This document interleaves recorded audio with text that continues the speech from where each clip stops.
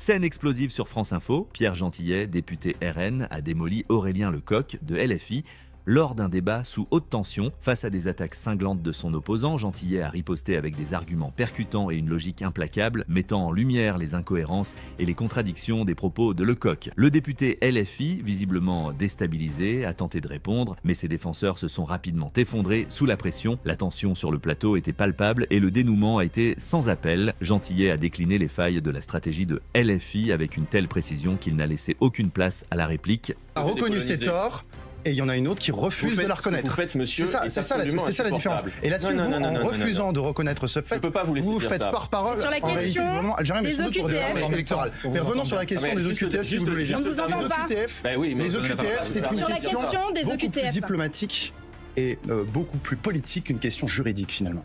Et c'est ça ce qui est important de comprendre. Nous avons aujourd'hui des leviers. Par exemple, sur la question des visas, nous devons suspendre les visas, premièrement. Deuxièmement, sur la question du fameux suspendre accord... totalement Suspendre totalement, quasi totalement. C'est-à-dire plus de délivrance de visas dès l'instant que nous n'avons pas rétabli des relations politiques correctes avec l'Algérie. C'est-à-dire dès l'instant que l'Algérie ne veut pas...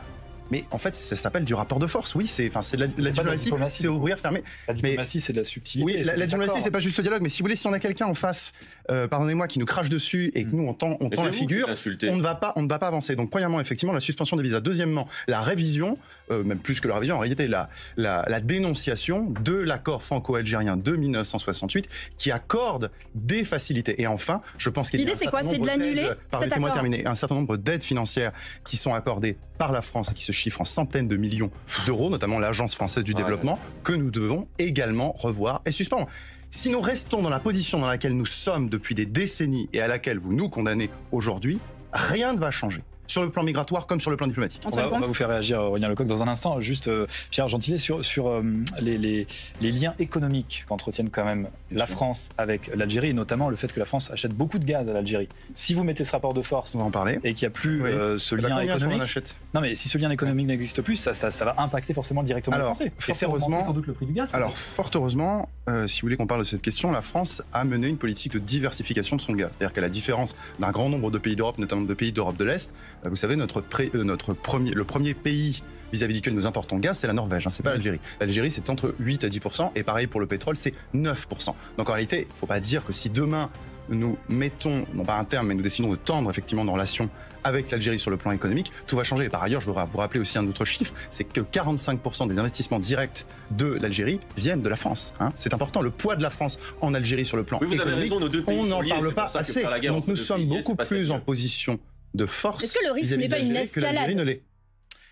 L'Algérie a des leviers de son côté aussi. Est-ce que le risque n'est pas une escalade dans les Ces leviers sont moins importants. Ces leviers sont moins importants que les nôtres. Encore une fois, je le dis, sur le plan économique, notre rapport est beaucoup plus le rapport est beaucoup plus en notre faveur qu'il ne l'est vis-à-vis de l'Algérie. Je le dis.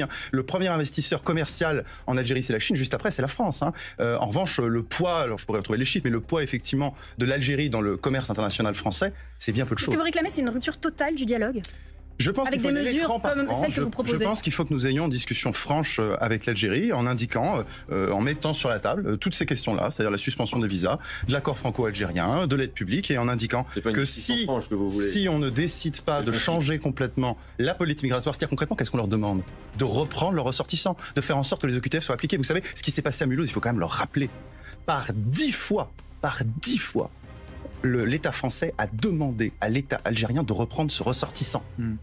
Voilà. Mais là, il y a une vraie difficulté qui se pose. Si vous leur mettez la pression, vous pensez qu'ils vont vraiment reprendre les ressortissants? Écoutez, moi je suis partisan de changer de braquet. Non, je suis partisan. Vous êtes d'accord avec Bruno Retailleau finalement? Oui, non, mais la différence entre nous et Bruno Retailleau, c'est que Bruno Retailleau, il est aux responsabilités et que ce qu'il a dit, je me souviens qu'il l'a encore dit début janvier. Donc ça fait 6 mois que M. Retailleau est aux responsabilités. Si M. Retailleau n'arrive pas, et c'est peut-être l'objet de ce fameux comité, à imposer sa ligne au sein de ce gouvernement, je vous rappelle que c'était une coalition de briquet de broc quand même, alors il doit en tirer les conséquences. On ne peut pas être dans l'opposition. Il doit quitter le gouvernement? Eh bien, je pense qu'il doit effectivement quitter son poste, oui. Aurélien Lecoq, on vous a vu bien sûr réagir. Pour vous, ces mesures proposées n'ont aucun sens par le Rassemblement national? D'abord, je voudrais revenir sur ce qui a été dit par M. Gentillet tout à l'heure. Parce que la réalité, c'est que la posture du Rassemblement national, comme la posture de M. Retailleau, oui, est une posture néocoloniale. La réalité, c'est que vous passez votre temps à vouloir redéclencher la guerre d'Algérie. C'est cela, la réalité. Parce que vous refusez, par exemple, vous mettez sur un même point, sur un plan d'égalité, ce qui est un peuple qui a été colonisé et qui a souffert le martyre du fait de la France et la colonisation.